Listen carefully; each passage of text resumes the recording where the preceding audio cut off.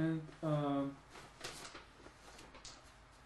some scholars and intellectuals say that Gulen should be nominated for Nobel Peace Prize. What do you think about this? Well, as little as I know about Gulen in just the short time that I was in Turkey, I think he absolutely deserves such a distinguished award, simply because what he has shown me, someone who is, clear across the ocean from Turkey, and a student who has never had any kind of experience with this before, he's transformed my life. And I haven't even done a lot of readings on Gulen, and again, was not really aware of the Gulen movement prior to Turkey. But it impressed upon me so much what an important thing that he is doing. And in the information that I know about him, I see someone who's pure of heart and intention, and I really think something like the Nobel Peace Prize deserves to go to someone that has no ulterior motives through their compassion and through their work that they're doing. And what are the other characteristics of Gulen that attracted you, or like what are things that you think that they are important and they are good characters for a role model? I think primarily that he is teaching people that to be good, to be ethical, to be moral is in the best interest of the entire world. There shouldn't be a motivation behind being a good person. It shouldn't be for that reward that you can get by being a good person. I think what he's teaching the children through his education movement, and then what he's teaching the public through his books and lectures and things like that, is that to be a good person is ultimately a reward for yourself. And all of the other things will follow. The social and the economic, the education, all of those things will follow if you learn to be a good, ethical, moral person. And unfortunately, a few days ago, a French newspaper, François, published a caricature about Prophet Muhammad, peace upon him, and depicted him as a bomb, which created a big disappointment. You think about that? Personally, when things like that are done, it breaks my heart, and it makes me want to cry, because I feel like that's one more fence that's been put up between our cultures and our religions. Because I feel like when someone is so irresponsible and does something like that, the way that the Muslim world intercepts that is that it's coming from the entire Christian tradition, or the entire country of France, or the entire English-speaking, French-speaking world. And it hurts me, because I feel like people like us who are in interfaith dialogue, people of compassion and social justice, are fighting fights so hard every day that people don't see on the outside.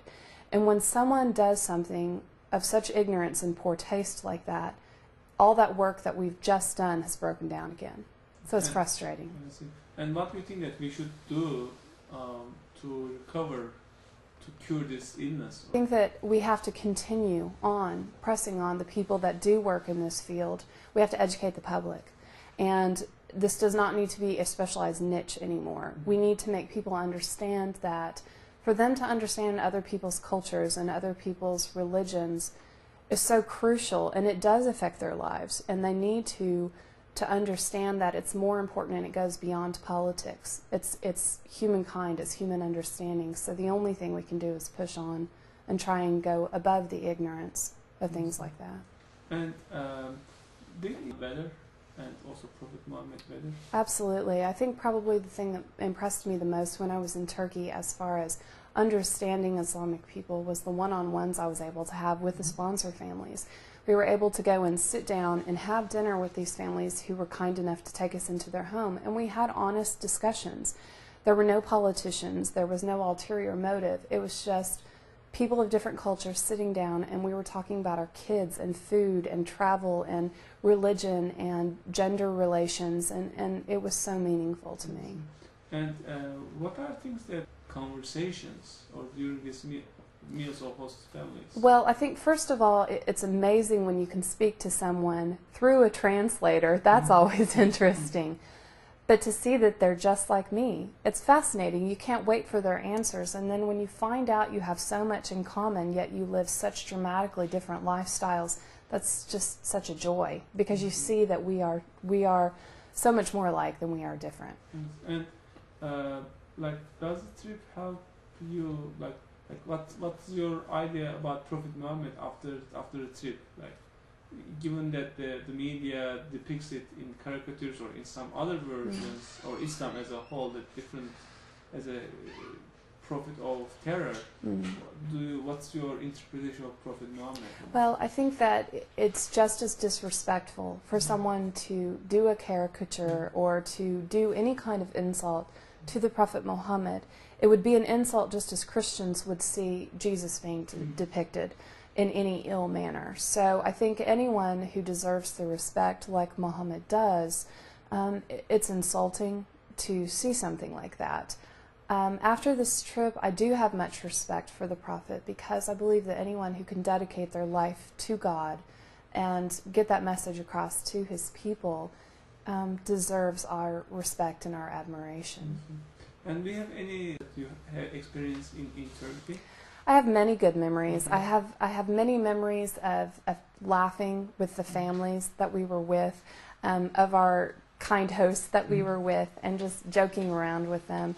And I have private memories too, moments when I was able to sit and look over the lake of fire where all the fish were, and I was down drinking tea by myself. So I have private moments that were so wonderful. But I think just the general kindness of the people will be what I remember the most. And did you have a spiritual journey for yourself? Absolutely, especially when we would take the time to go in the mosque. I felt like it was a holy and sacred place, just as if I'd walked into a Christian church. And I did take the time when we were in there to say silent prayers and meditations to myself. So it was a spiritual experience for me as well. And being able to, as we spoke of earlier, being able to see the people go into the mosque and pray 5 times a day, it's very spiritual for me. You mentioned Islam also. I don't think I have the education enough that I haven't studied them enough, so I couldn't make that connection. Okay. And what do you feel when you visit Rumi? I don't know whether you read any Rumi's poems. I think probably one of the most amazing things when we went to go visit Rumi's tomb was the sacredness that place held, where we would see people praying in front of his tomb and the reverence that they gave him. So I know he must have been such an important influence in so many people's lives. So I had a sense of reverence and peace and calm when I was there as well, and I really enjoyed being able to go there. Is there anything that you want to share with us beyond these questions? I think the thing I would like to share is that what the Institute has done for us in taking college students, and I can speak specifically for the college students from the University of Oklahoma, is you have taken us who we feel like we are the future leaders within the interfaith dialogue, and you've shown us that the work that we're going to do is so much more important than what we conceive it to be out of the textbooks that we learn right now. You made it personable, and you made it personal to us. And I think it'll probably be something that we remember forever in our lives. So do you plan to go back to Turkey? Absolutely. Absolutely, I'm going back to Turkey. Can't wait. Thank you very much. Thank you.